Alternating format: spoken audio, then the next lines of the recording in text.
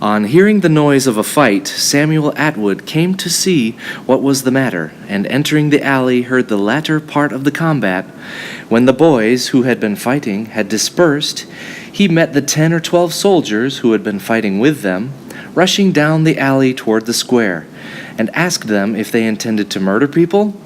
They answered, "Yes, we do," and struck and wounded Atwood. Immediately after, those heroes, the British officers, appeared in the square, asking where were the cowards.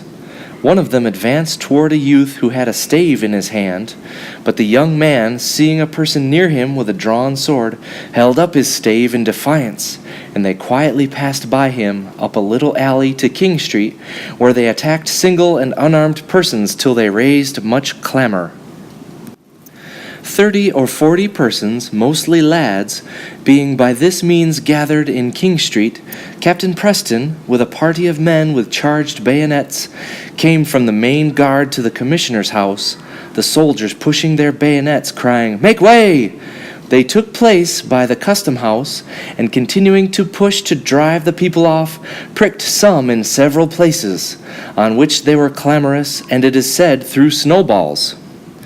On this, the captain commanded them to fire, and more snowballs coming, he said again, "Fire! Be the consequences what it will!"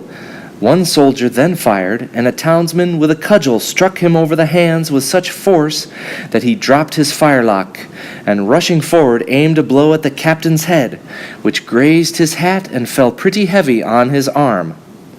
However, the soldiers continued to fire successively till 7 or 8 or, as some say, 11 guns were discharged. By this fatal maneuver, 3 men were laid dead on the spot, and 2 more were struggling for life.